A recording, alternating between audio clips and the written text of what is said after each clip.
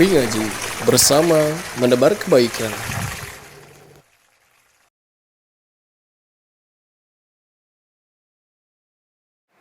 Sebetulnya pertemuan ini sudah direncanakan di beberapa waktu lalu dan sudah dipersiapkan segala macamnya. Qadarullah tadi sebelum berangkat terdengar suara gemuruh. Hujan mah gerimis sebetulnya di Rancakek. Terlihat di arah sini itu kelihatan gelap sekali dan ada suara yang sangat kencang sekali kayak hujan gede, tapi nggak nyampe ke Rancakek, belum sampai. Maka rencana awal mau pakai motor tadinya rada ragu karena mun hujan ada ya ngagibrig gitu. Kemudian kembali lagi ya, dan alhamdulillah hari ini kita bisa berjumpa walaupun terlambat. Berapa menit kita terlambat? 2 jam? Oh, setengah jam ya. Aduh, kacida terlambat 2 jam ya. Tapi alhamdulillah sebetulnya kalau kita lihat ibu-ibu sekalian, hujan terkadang sebagian orang merasa tidak nyaman. Nah, hasibat hujan, sudah berencana mau berangkat, hujan terjadi. Sudah ingin melakukan aktivitas gara-gara hujan, kemudian tidak jadi. Terkadang banyak orang yang mencela hujan. Padahal subhanallah ya, kita dilarang mencela hujan karena hujan Allah turunkan dengan penuh keberkahan. Dan bahkan kalau kita lihat, ibu-ibu sekalian, ada yang pernah umroh atau haji? Mudah-mudahan Allah mudahkan ya kita untuk bisa umrah ataupun haji insyaallah. Untuk bisa melihat ini jamaahnya dari Indonesia ataukah dari selain Indonesia. Cara melihatnya gampang, Bu. Kalau sedang tawaf di Masjidil Haram, turun hujan katingali. Kalau orang Indonesia, hujan turun apa yang terjadi? Ngiuhan, lalu lompat. Walaupun dia sedang berada di dekat Ka'bah, kalau hujan turun langsung ke belakang dia, ke area yang tertutupi dengan bangunan supaya tidak terkena hujan. Beda orang Arab, kalau hujan itu bukan ngiuhan, yang di dalam keluar. Dia malah hujanan. Sehingga tebenten tebih seperti seorang waktu salit kapungkur gini kan mun hujan teh. Resep gitu mun hujan turun teh. Begitulah keberkahan yang Allah turunkan berupa hujan. Di satu tempat yang jarang turun hujan, itu subhanallah, hujan turun itu berupa kenikmatan dan mereka menunggu-nunggu. Kita hujan hampir tiap hari. Orang lain ingin hujan sekali saja nunggunya bisa lama berbulan-bulan. Kita tiap hari hujan tapi kadang jarang bersyukur. Kenapa demikian? Karena sering terlalu banyak kenikmatan yang Allah berikan kepada kita sampai kita lupa bersyukur. Jangankan hujan lah, ada kenikmatan yang sebagian orang mengidam-idamkan, kita diberikan oleh Allah dengan sangat mudah. Salah satunya apa? Ngantuk dan tidur. Tidur kan nikmat, Bu. Orang lain pengen tidur sampai datang ke dokter, terapi, diberikan obat, biaya yang mahal. Nah, mahal-mahal ting mayat. Iya, ini beli obat tidur supaya bisa tidur. Kita makan tinggal bantal langsung gubrak. Tersadar di majelis taklim kadang sok tidur nih. Salat ngantuk. Subhanallah ya. Orang lain ingin tidur dan ngantuk itu susah. Tapi Allah berikan kepada kita kemudahan untuk bisa tidur. Tapi jarang bersyukur. Pernah ibu-ibu bersyukur gara-gara tidur dan ngantuk?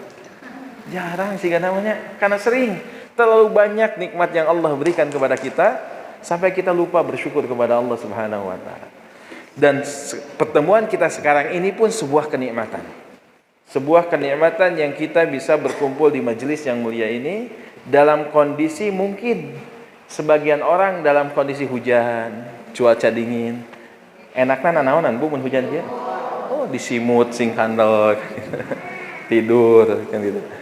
Tapi subhanallah, ibu-ibu bisa menyempatkan untuk hadir di majelis ini adalah sebuah kebaikan yang luar biasa.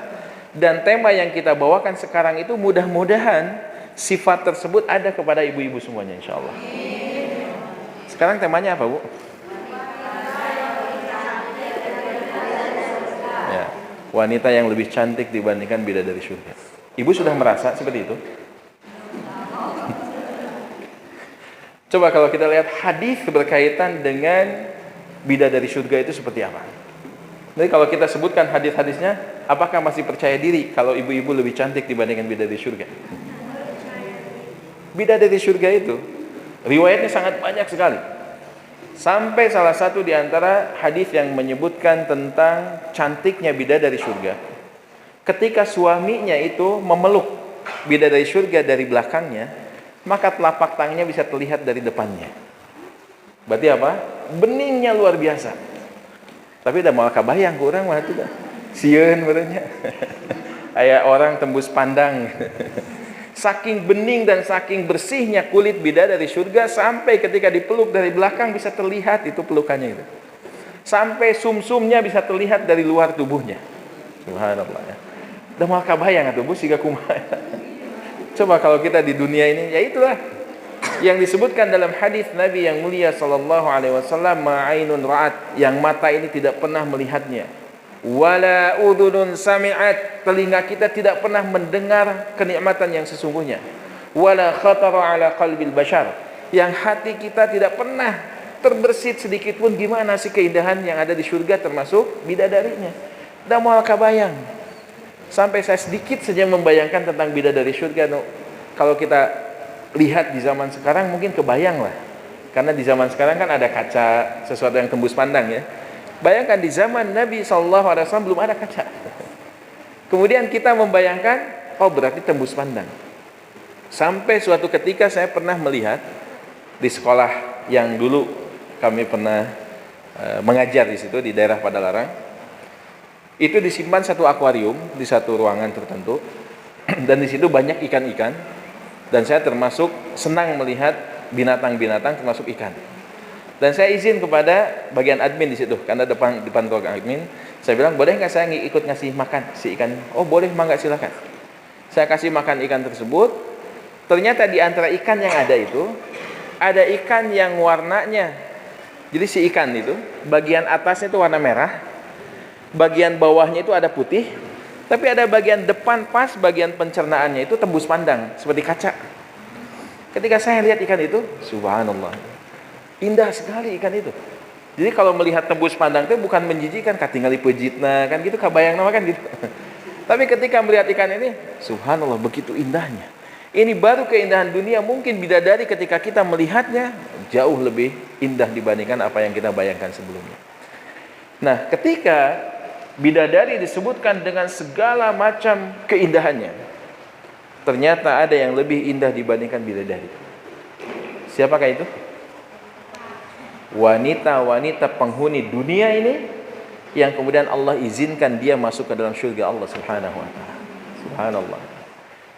Bidadari itu makhluk yang Allah ciptakan untuk melayani di syurga nanti. Sedangkan kaum wanita yang ada di dunia, ketika dia masuk syurga, maka merekalah yang dilayani. Maka mulia mana manusia yang masuk syurga dengan bidadari? Muliaan manusia. Makanya tidak aneh ketika Syekh Muhammad bin Shalih Al-Utsaimin rahimahullah, ketika ditanya tentang keindahan bidadari yang ada, kemudian ditanya, indah mana bidadari yang di syurga dengan manusia wanita yang diizinkan oleh Allah masuk syurga? Mana yang lebih indah? Maka beliau menyebutkan keindahan-keindahan yang dimiliki oleh bidadari syurga tidak ada bandingannya dibandingkan keindahan wanita dunia yang masuk ke dalam syurga Allah Subhanahu wa taala. Maka wanita dunia yang diizinkan oleh Allah Subhanahu wa taala masuk ke dalam syurga Allah, maka dia akan jauh lebih indah dibandingkan bidadari yang ada. Tapi jangan kita pikirkan gimana indahnya. Saya lah mikirkan eta mah.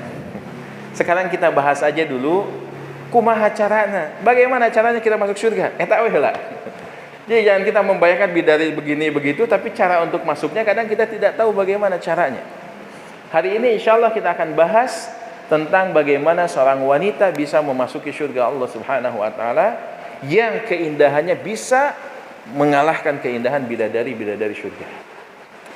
Dalam hadis yang sahih riwayat Imam Ahmad, Nabi yang mulia sallallahu alaihi wasallam bersabda, "Idza shallatil mar'atu khamsaha." Jika seorang wanita melakukan salat yang 5. Apa salat yang 5? Salat wajib. Salat wajib, salat subuh, zuhur, asar, maghrib dan isya. Jika seorang wanita melakukan salat yang 5 tersebut dan melakukan salat ini di dalam Al-Quran, coba perhatikan dalam Al-Quran ayat-ayat yang memerintahkan salat. Apakah memerintahkan untuk melakukan salat atau mendirikan sholat? Mendirikan sholat, bukan melakukan sholat. Alladzina yuqimunas shalah, orang-orang yang mendirikan sholat. Kenapa disebutkannya mendirikan bukan melakukan?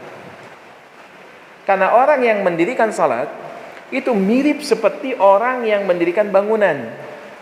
Coba kalau ada orang ingin membangun rumah, tanahnya tanah kosong, ingin dibangun rumah.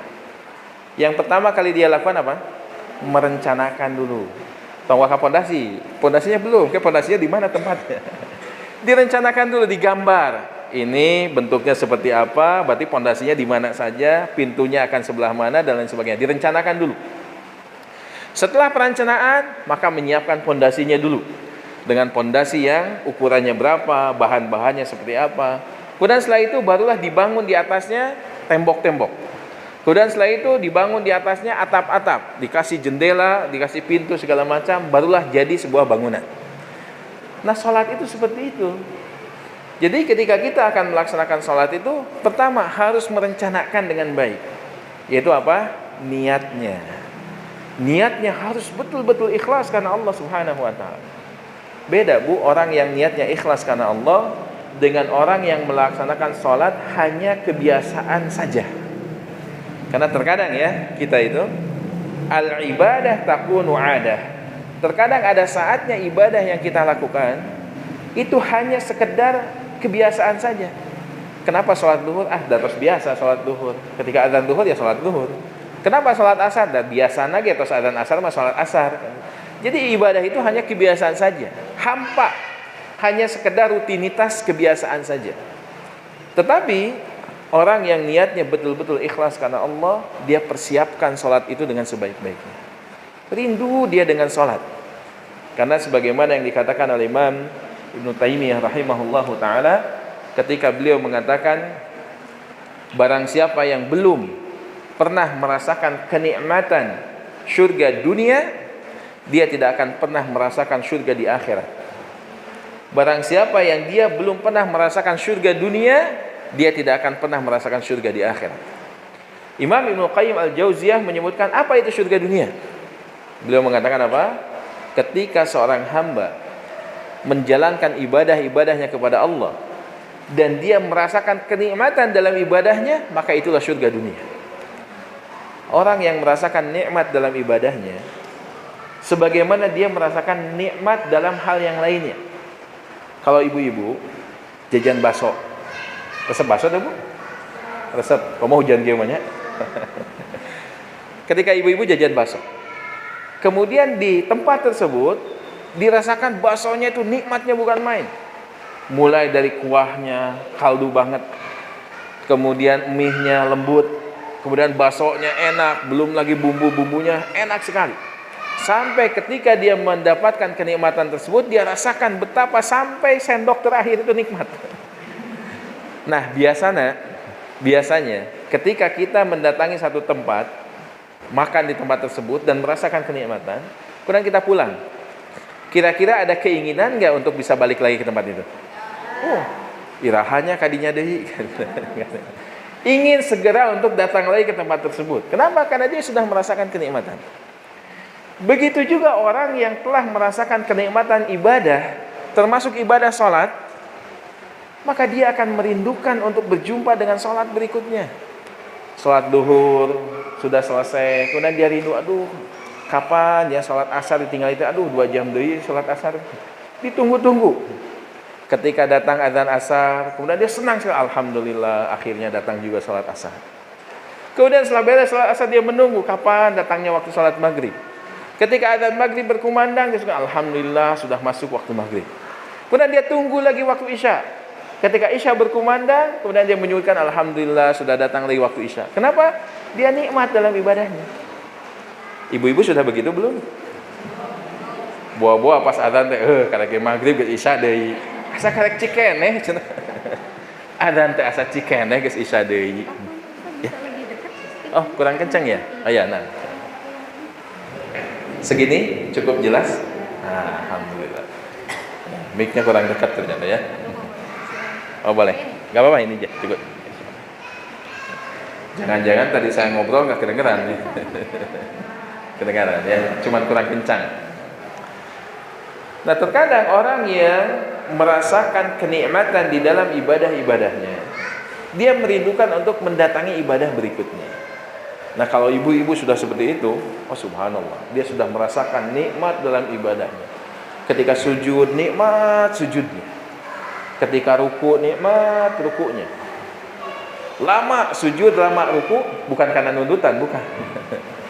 Lama sujud dan ternyata ketiduran ketika sujudnya. Bukan karena itu, tapi dia menikmati setiap gerakan-gerakannya. Maka inilah orang yang telah merasakan kenikmatan ibadah kepada Allah, maka dia akan merasakan nikmatnya surga Allah Subhanahu wa taala. Makanya cara untuk bisa masuk surga untuk para ibu, yang pertama adalah idza shallatil mar'atu khamsaha. Ketika seorang wanita menjaga salat yang 5 waktu. Karena kebanyakan wanita itu terlalaikan salat 5 waktu, dan sampai ada buku yang khusus dituliskan tentang kesalahan-kesalahan umum kaum wanita. Dan salah satu kesalahan yang paling banyak adalah melalaikan sholatnya.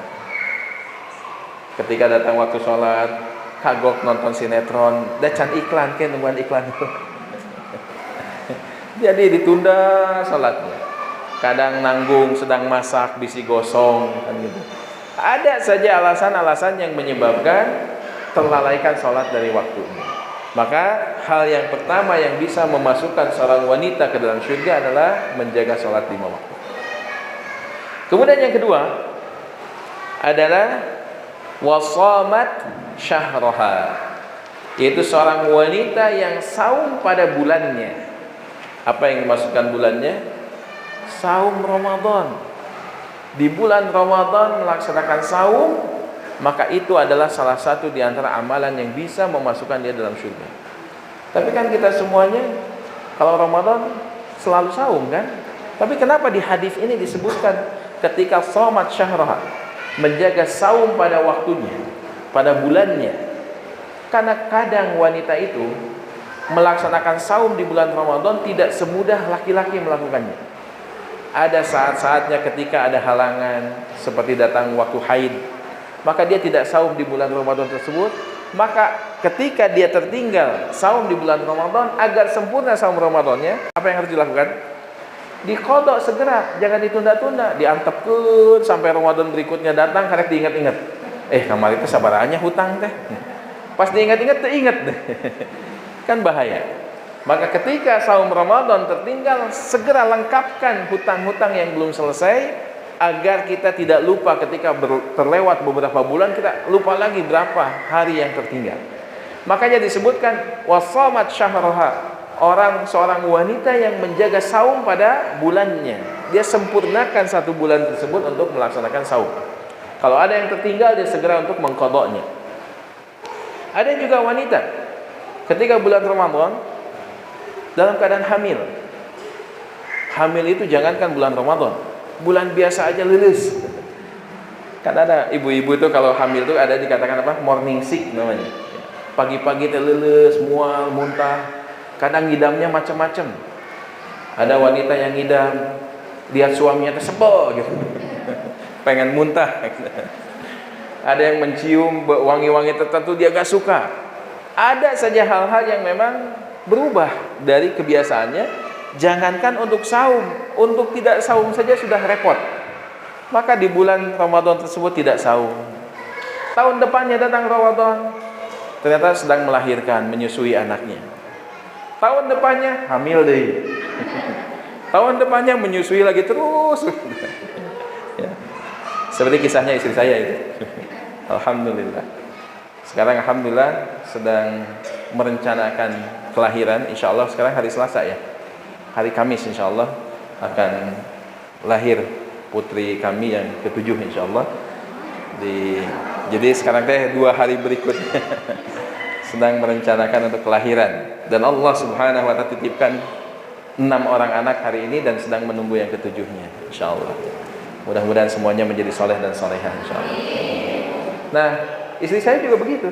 Jamaah sekalian, ibu-ibu sekalian, ketika bulan Ramadan hamil, saum sekuatnya, sisanya bayar fidyah.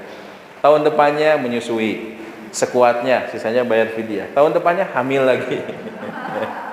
Alhamdulillah. Jedanya 2 tahunan. Alhamdulillah.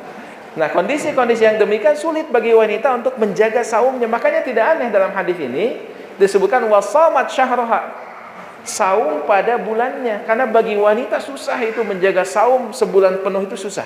Ada saja halangannya. Kalau tidak dipaksakan sulit. Maka yang kedua yang menyebabkan seorang wanita bisa masuk surga adalah wasamat syahroha, yaitu saum pada bulannya. Kemudian yang ketiga adalah wahafidhat farjaha, seorang wanita yang menjaga kemaluannya. Apa yang dimaksudkan menjaga kemaluannya? Pertama, yang paling utama adalah menghindarkan dari sisi perzinahan. Ini yang pertama. Tetapi yang dimaksudkan di dalamnya adalah segala hal yang bisa menghantarkan kepada perzinahan. Termasuk salah satunya apa? Menutup auratnya. Itu termasuk dalam wahafidhat farjaha. Menjaga kemaluannya, salah satunya adalah menutup aurat dengan sempurna. Coba bayangkan sekarang kaum wanita di Indonesia ini, jangan kan Indonesia jauh deh lah, di Parakan Muncang ini. Terkadang kita sulit membedakan itu muslimah atau bukan. Ada wanita muslimah tuh pakai kerudung, terkadang pakai rok mini, itu muslimah atau non muslimah. Itu terkadang kita dapatkan wanita yang seperti itu. Ya, bagaimana kita berbicara hal yang lebih besar lagi ketika menutup aurat saja begitu sulitnya bagi sebagian dari saudari-saudari kita. Jika ada yang demikian, maka jangan dicela. Maka mereka itu butuh untuk dirangkul. Mungkin mereka tidak tahu hukumnya, atau sudah tahu hukumnya masih malu-malu karena di lingkungannya tidak biasa ada orang yang berjilbab. Maka perlu adanya kelembutan, diberikan nasihat, diajak ke majelis ilmu. Karena kalau ilmu sudah ada, mereka bisa untuk beramal dengan ilmu tersebut. Maka menjaga kemaluan termasuk di dalamnya adalah menutup aurat. Juga termasuk di dalamnya adalah tidak melakukan hal-hal yang bisa menggoda kaum pria. Contohnya apa? Zaman sekarang pakai handphone, ada aplikasi yang membuat wanita muslimah hilang rasa malunya. Pakai jilbab, lunggak lenggok ke sana kemari, pakai musik gini dan musik itu. Aplikasi naon pun gitu. Nah, apa? Nah, jangan-jangan ini pemakai nanti. Ya. Ada aplikasi-aplikasi yang menyebabkan hilangnya rasa malu dari kaum wanita. Nah, ini berbahaya.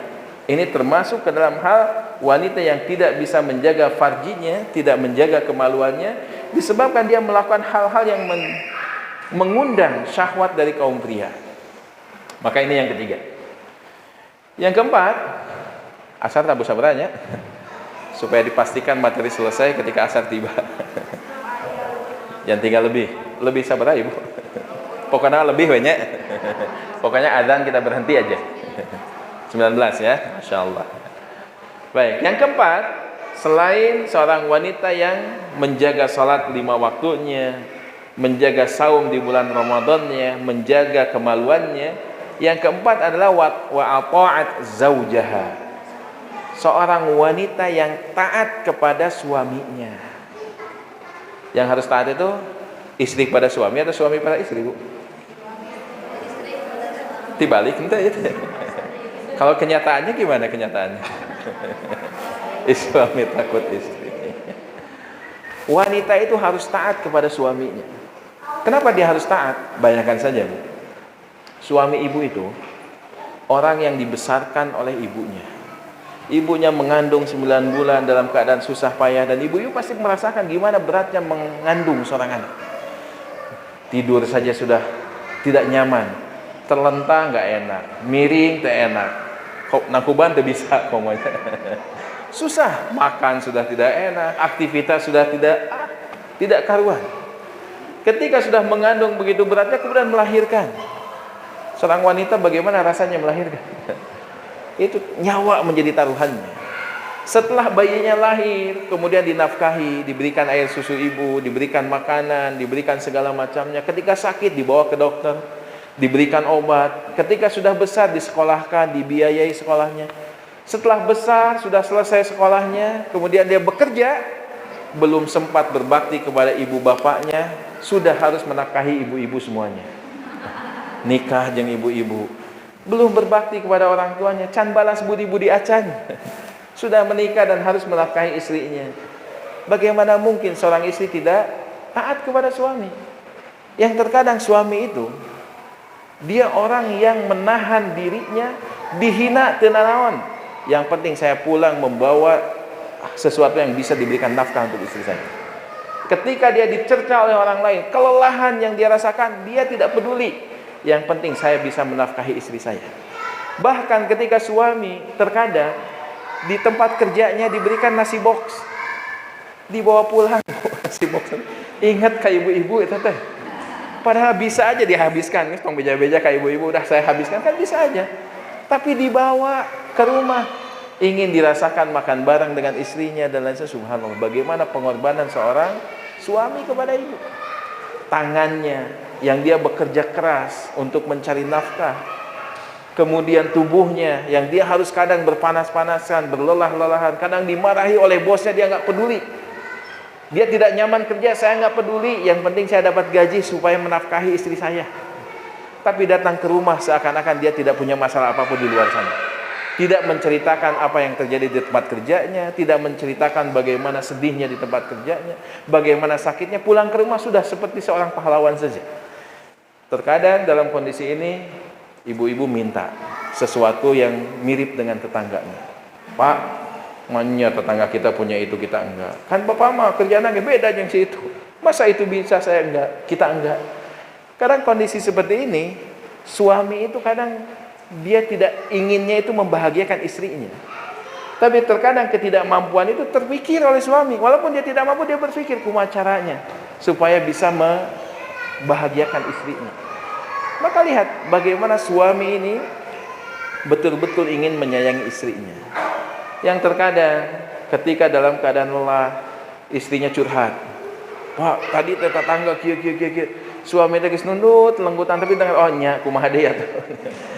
Ditanggap gitu. Ketika istrinya berbicara kadang didengar, dan dia berusaha untuk menafkahinya, memberikan yang terbaik untuk istrinya. Gak apa-apa, saya lapar di luar saja. Saya tidak mau uang saya diberikan makanan di luar. Saya ingin makan di rumah supaya uangnya bisa diberikan semuanya kepada istrinya. Subhanallah. Bagaimana seorang suami itu bekerja keras untuk para istrinya. Oleh karena itu, ketaatan istri kepada suami adalah sebuah keharusan. Dan ini menyebabkan seorang istri bisa masuk ke dalam surga Allah Subhanahu wa taala. Ustaz, terus kumaha tuh mun suamina terbalik? Apakah memang harus taat? Ketika suami tidak menjalankan tugasnya, dia tidak menafkahi yang seharusnya, tidak berperilaku yang seharusnya. Harusnya suami mengayomi istrinya, mendidik istrinya, mengizinkan istrinya untuk bermajelis ilmu, bahkan menganjurkan istrinya untuk berjilbab.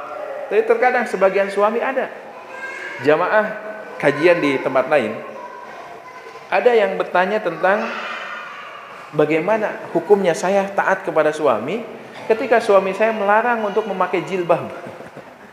Suaminya melarang menggunakan jilbab, tetapi di sisi lain dia harus mentaati suaminya. Bagaimana caranya? Maka saya sampaikan, taat dalam hal-hal yang memang tidak bertentangan dengan larangan Allah. Ketika suami melarang berjilbab, maka jangan ditaati, tapi sampaikan dengan cara yang baik, disampaikan dengan cara yang elok. Tapi dalam hal-hal yang lain selain dari hal tersebut, maka tetap taati suami tersebut. Dalam hal-hal yang ketika suami membutuhkan untuk didengarkan kisahnya oleh istrinya, dia menceritakan tentang rencana-rencana dan lain sebagainya. Kadang kemudian meminta kepada istrinya untuk melakukan sesuatu hal, maka ketika tidak bertentangan dengan syariat, maka lakukan. Terus kalau suami tidak menjalankan kewajibannya, apakah istri harus taat? Maka jawabannya iya. Karena ini dua hal yang berbeda. Suami dia wajib untuk menafkahi istrinya, mengayomi istrinya, mendidik istrinya, itu kewajiban suami. Kalau dia tidak melakukan, suami itu dosa. Dan istri ada kewajiban, yaitu kewajibannya apa?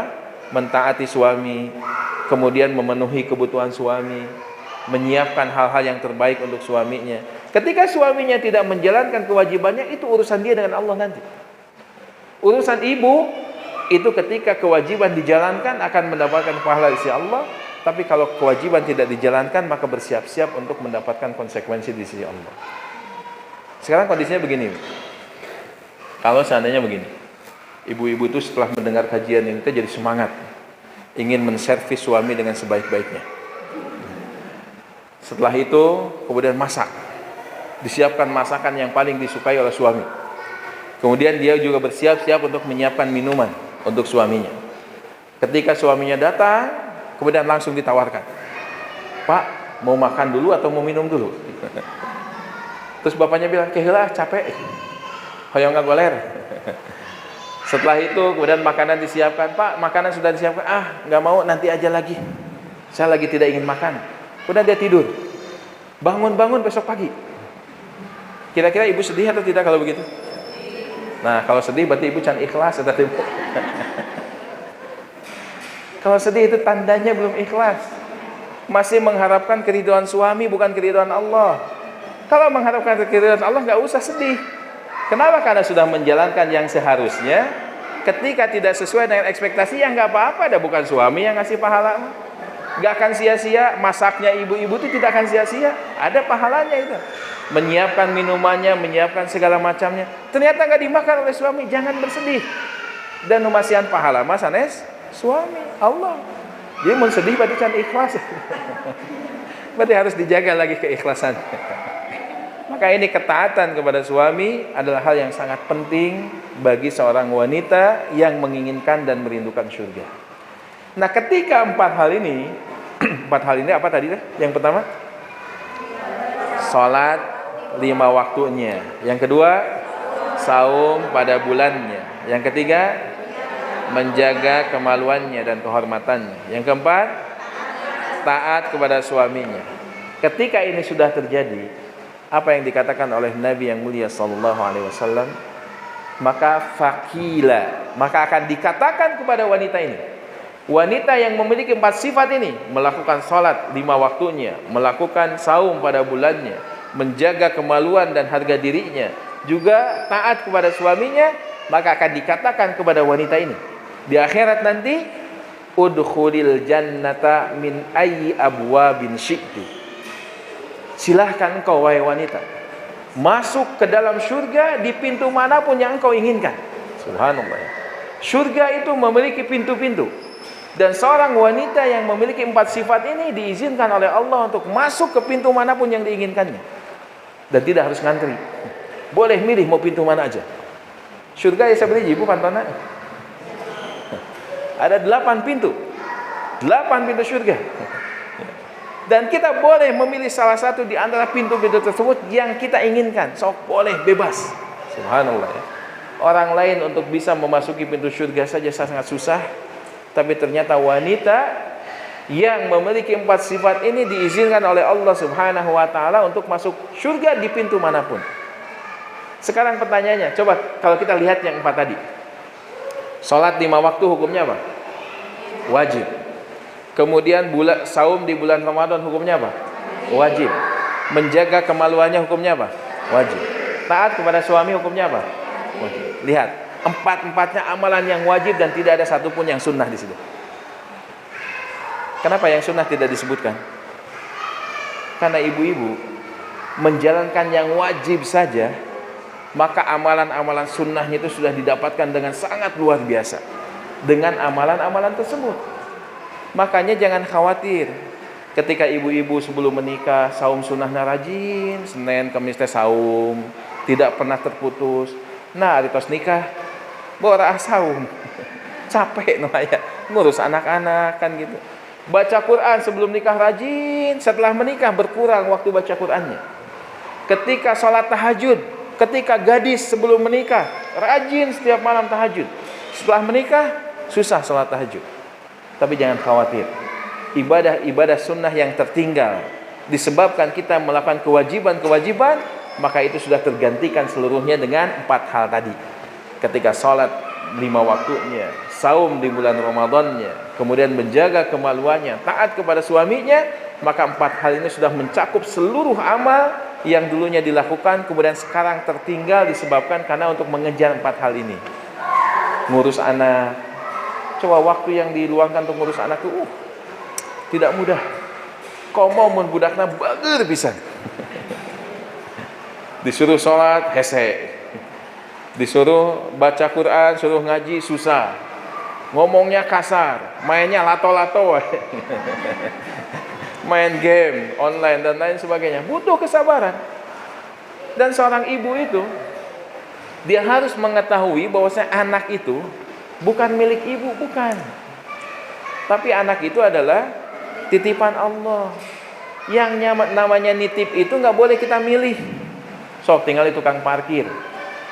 Banyak yang nitip kan, motor dititip, mobil dititip. Tukang parkir milih ke Pak, masuk ke dia hanya mobil Avanza Hungkul. Kan nggak bisa gitu. Mobil apapun yang dititipkan, sok masuk nih, di sini tempatnya. Motor merek apapun yang bagus sampai yang jelek, sok nggak apa-apa masuk ke sini. Yang namanya dititipi kan nggak bisa kita nawar-nawar. Makanya ibu-ibu jangan sedih ketika ibu-ibu sudah rajin baca Quran, beribadah dengan sebaik-baiknya. Ternyata anak kita tidak sebaik anak orang lain yang orang lain mah ngaji-ngaji acan. Orang tuanya ngantep ke budak, tapi anaknya ternyata baik, kelihatannya teh nurut. Gak usah cemburu dengan hal tersebut. Kenapa? Karena anak yang dititipkan kepada kita adalah titipan Allah. Allah itu percaya kepada kita menitipkan anak tersebut agar kita bisa mendidik anak itu. Jadi jangan terlalu sedih budak baum. Tapi butuh kita untuk mentreatment dengan sebaik-baiknya karena anak itu adalah titipan Allah. Makanya ibu jangan terlalu stres kalau mendapatkan anak yang kurang baik, mendapatkan suami yang kurang baik. Suami itu milik ibu atau titipan? Titipan, sami eta ge titipan Allah. Walaupun bisa milih anggar beda ditakdirkeun jeung nu eta mah nya diganti. Enggak bisa. Yang ada saja diperbaiki, dimanfaatkan. Yang namanya suami itu biasanya kalau melihat perubahan istri yang kelihatan semakin baik, semakin mencintainya, semakin berbuat baik kepadanya.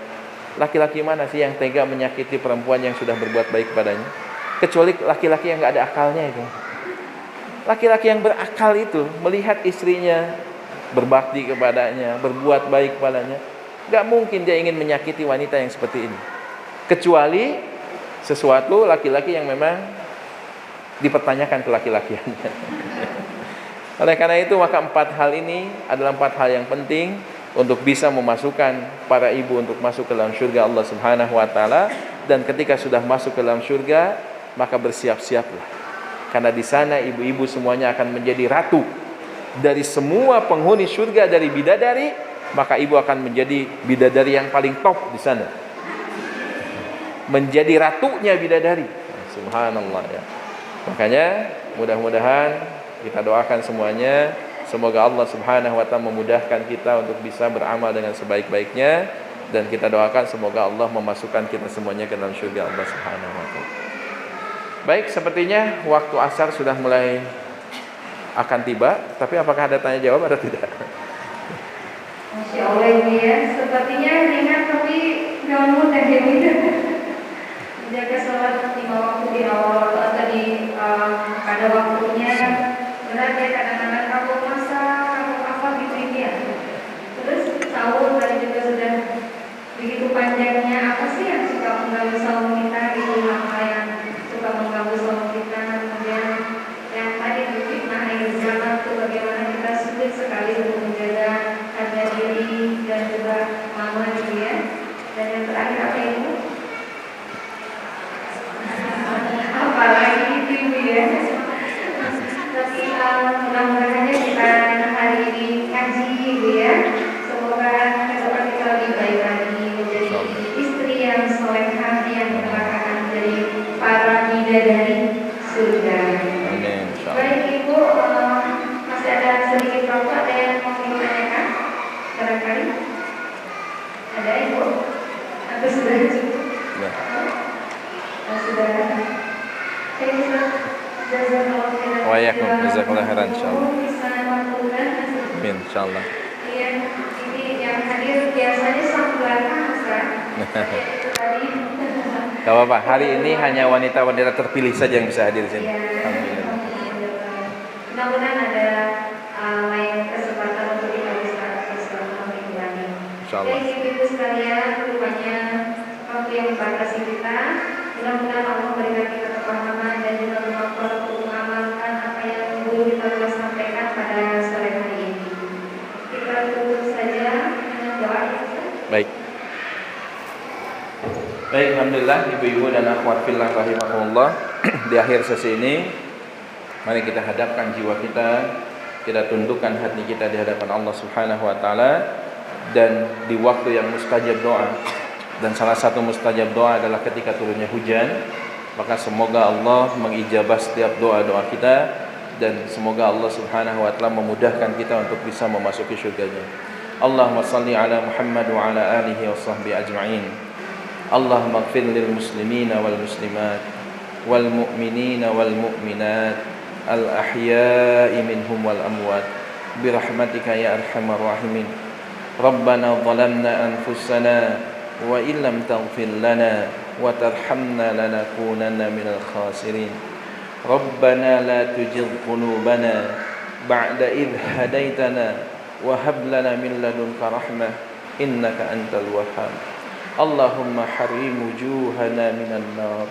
Allahumma harrim wujuhana minan nar. Allahumma harrim wujuhana minan nar. Allahumma inna nas'aluka ridhaka wal jannah wa na'udzu bika min sakhatika wan nar. Rabbana ighfir lana wa liwalidina warhamhum kama rabbawna shighara. Allahumma inna nas'aluka husnal khatimah wa na'udzu bika min su'il khatimah. Rabbana atina fid dunya hasanah wa fil akhirati hasanah wa qina adzaban nar. Wa sallallahu ala nabiyyina Muhammadin wa ala alihi wa sahbihi ajma'in. Wa akhiru da'wana alhamdulillahi rabbil alamin. Subhanakallahumma wa bihamdika asyhadu an la ilaha illa anta astaghfiruka wa atubu ilaik. Wassalamu alaikum warahmatullahi wabarakatuh.